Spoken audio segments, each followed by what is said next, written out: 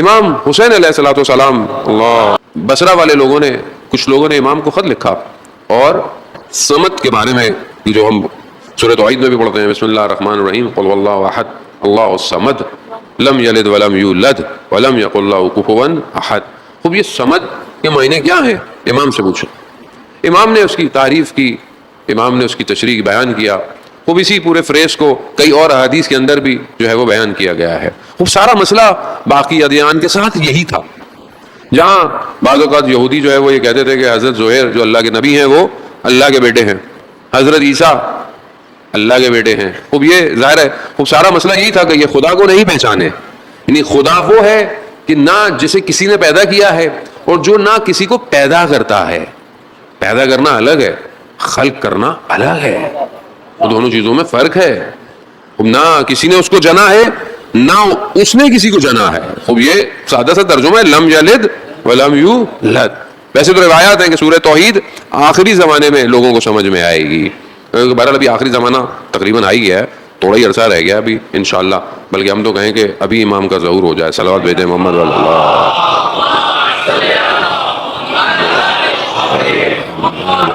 یہاں امام نے فرمایا کہ یہ اس کے معنی ہے، اور سمد یعنی اس کا کوئی یکسو، اس کا کوئی ہمکف، اس جیسا کوئی نہیں ہے، یعنی کوئی اس کی برابری نہیں کر سکتا. یہ صفت کہ کوئی اس کی برابری نہیں کر سکتا.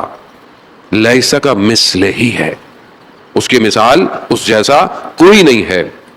انسان کی نہ ذہن میں آ سکتا ہے کہ انسان سوچتا ہے، تصور کرتا ہے. اگر انسان تصور کرے مثلا خدا ایسا ہے تو یہ تصور اس کے ذہن کی مخلوق ہے. خدا کسی کے ذہن کی مخلوق نہیں ہو سکتا.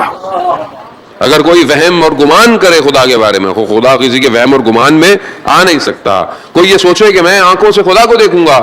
بعض ہمارے یہاں فرقے یہ کہتے ہیں کہ قیامت میں لوگ جو ہے وہ خدا کو دیکھیں گے. وہ کیسے دیکھیں گے خدا کو؟ اگر وہ خدا کو دیکھے تو وہ تو بدن ہوگا، جسم ہوگا، چاہے جس طرح کا بھی ہو. وہ جو آنکھوں میں سما ہے وہ خدا تھوڑی ہے. خدا نہیں سما. اب یہ کہ خدا ہے کیا؟ ابھی بچے بولیں گے خدا کیا ہے؟ وہ خدا، اہل بیت ائمہ فرماتے ہیں کہ خدا کی ذات میں نہ تفکر کرو نہ سوال کرو. خدا ادراکات سے بالاتر ہے.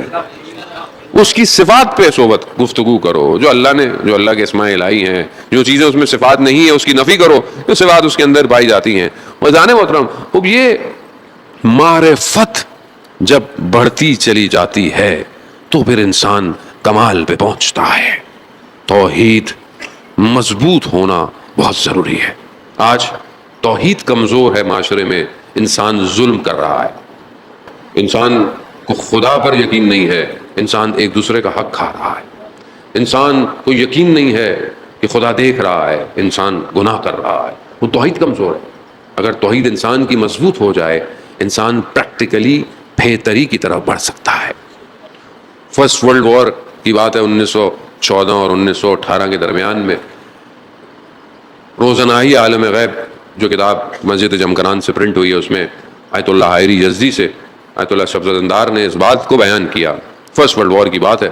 اس زمانے میں جب جنگ ہو رہی تھی مختلف جگہوں میں، تو زمانے میں ظاہر ہے رشیا، اس زمانے میں سوویت یونین، ایران کا بھی اسفیئر بہت بڑا تھا. اس زمانے میں ہر طرف سے لوگ جو تھے وہ جنگ کے اندر شامل تھے. تو ارومیہ کے بارڈر پہ کوئی نہ کہیں جنگ تھی رشین کے ساتھ. تو وہاں ایک ڈاکٹر جو تھا وہ تعینات تھا، جس کا کام تھا بہرحال زخمیوں کو جو ہے وہ ٹریٹ کرنا.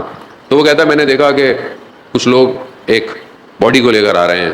تو میں نے کہا شاید یہ لاش ہے، مر گیا ہے. لیکن میرے سامنے لا کے رکھا تو دیکھا اس کے اندر جو بندہ تھا وہ زندہ تھا. اس نے مجھے کہا کہ میرے پیچھے جو ہے نا وہ تیر لگ گیا ہے، نیزا ٹائپ، تم اسے نکال دو. تو اس نے کہا کہ میرے پاس ایسی دوائی نہیں کہ میں تمہیں بے ہوش کر کے نکال سکوں. کہا نہیں مجھے مسئلہ نہیں ہے. تم کہا رات کا وقت ہے، اندھیرا ہے. تو کہا مسئلہ نہیں، تمہارے پاس چاقو ہے، تمہارے پاس جو ہے وہ جو پیون لگاتے ہیں وہ ہے، کہاں ہے؟ کہا بس چاقو سے کاٹو اور جو ہے وہ مجھے اس کے بعد سی دو جو بھی ہے. کہا تمہیں تکلیف نہیں ہوگی؟ کہا نہیں مجھے کچھ نہیں ہوگا. کہا اس کو میں نے اٹھایا، پتھر پہ لٹا دیا. رات کی تاریکی تھی، میں نے چاقو سے کاٹا، نکالا، سیا. میں نے دیکھا کہ اس نے ایک چیخ بھی نہیں ماری. جب میں نے اس کے چہرے کی طرف دیکھا تو وہ زمین کی طرف تھا اور زمین اس کے چہرے سے روشن ہو رہی تھی. میں نے جب غور سے سنا تو وہ ذکر الہی میں مشغول تھا. جب میں نے سب کر لیا تو میں نے اسے پوچھا کہ تمہیں تکلیف کیوں نہیں ہوئی؟ تو اس نے کہا کہ جب امیر المومنین علیہ الصلوۃ والسلام کے اللہم صلی علی محمد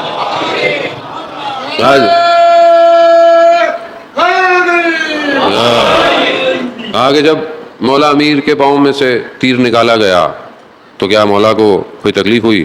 کیونکہ خدا کے سامنے حاضر پا رہے تھے اپنے آپ. کہا میں بھی اپنے آپ کو خدا کے سامنے حاضر پا رہا ہوں، ان کا ماننے والا ہوں، تو میرے وجود کو کوئی تکلیف نہیں ہو رہی. کہا میرے لیے بہت عجیب تھا کہ کوئی ایسا شخص. پھر ایسے میں مجھے خبر ملی کہ جو ہے وہ فوج جو ہے وہ بارڈر کی طرف آ رہی ہے، لیکن انہوں نے کہا کہ بتانا نہیں فوجیوں کو، ڈاکٹر نے، کہ کہیں لوگ ڈی موٹیویٹ نہ ہو جائیں، ڈر نہ جائیں، ہم اس کو آہستہ آہستہ ان کو پیچھے لے جائیں گے. تو یہ بات میں نے اس شخص سے ذکر کی تو اس نے بولا کہ پریشان مت ہو، یہ فوج واپس پلٹ جائے گی، تم پریشان نہ ہو. لیکن میں نے جب یہ بات کسی اپنے ہیڈ کو بتائی تو انہوں نے کہا کہ نہیں یہ لوگ ایسی باتیں کرتے ہیں. لیکن یہ ہوا بعد میں خبر آئی کہ فوج واپس چلے گئی. جب یہ دو چیزیں میں نے اس میں سے دیکھی تو میں نے کہا یہ عام آدمی نہیں ہے، یہ کوئی خاص آدمی ہے. میں نے اس سے پوچھا کہ تم کون ہو، کہاں سے آئے ہو، اور یہ تمہیں ساری باتیں، یہ انفارمیشن، نالج تمہارے پاس کہاں سے آیا؟ تو اس نے کہا کہ میں وقت کے امام کے چند ساتھیوں میں سے ایک ساتھی ہوں. کہا کہ ہماری بہرحال ڈیوٹی لگی ہوئی ہے اور ابھی ہم 4 لوگ ہیں. اس نے جگہوں کا نام لیا، ایک مراکش میں ہے، ایک جو ہے وہ کسی یورپ کے کسی ملک کا نام لیا، ایک میں ہوں اور ایک اور کوئی اور ہے. ابھی ہم، اس نے بولا اللہ نے جب تمہیں اتنی طاقت دی ہے تو تم سامنے والی فوج کو ختم کیوں نہیں کر سکتے؟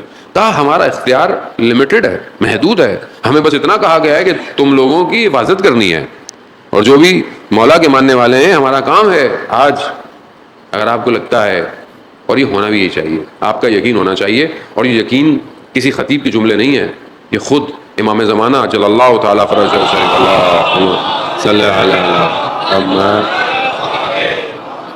خود امام فرماتے ہیں کہ ہم تمہارے حال سے باخبر ہیں، اگر ہم تمہارے حال سے بے خبر ہوتے تو دشمن تمہیں چیر پھاڑ لاتا. تو اس میں انسان کا یہ اعتقادات ہیں جان محترم، لیکن جب ہم عملی زندگی میں آتے ہیں تو یہ اعتقادات ہمارے غائب ہو جاتے ہیں. مجلس میں ہمیں لگتا ہے بہت اچھا ہے، جب باہر جاتے ہیں پریکٹیکل لائف ہوتی ہے، گھر جاتے ہیں، بازار جاتے ہیں، جاب پہ ہوتے ہیں، تو ہماری اعتقادات ہماری زندگی سے ختم ہو جاتے ہیں. پھر ہمیں نہیں لگتا کہ اعتقادات کے معنی یہ ہیں کہ آپ جس حالت میں ہوں، جہاں ہوں، اسی سافٹ ویئر کے ساتھ چل رہے ہوں. صرف خدا مسجد میں تو نہیں ہے، صرف خدا جب آپ مصلی بچھاتے ہیں تو نہیں ہے، خدا تو ہر جگہ ہے، خدا تو ہر وقت ہے. وہی خدا جو مصر میں حضرت یوسف کو بچا سکتا ہے تو وہی خدا آج بھی جوان کو بچا سکتا ہے. خوب یہ اعتقاد ہے. تو اس نے بہرحال یہ بتایا کہ ایسا ہے. تو اس نے بولا کہ خوب میں نے تمہاری جان بچائی ہے تو مجھے تم ہدیہ کب دو گے؟ تو اس نے بولا کہ فلانی جگہ تو جب تم مشہد آؤ گے تو میں تمہیں اس کی قیمت واپس کروں گا. کہہ رہا ایسے ہوا، ہمارا جو بریگیڈ تھا وہ چلتا چلتا ہے بہرحال مشہد اس زمانے میں خراسان تھا، وہاں پہنچے ہم.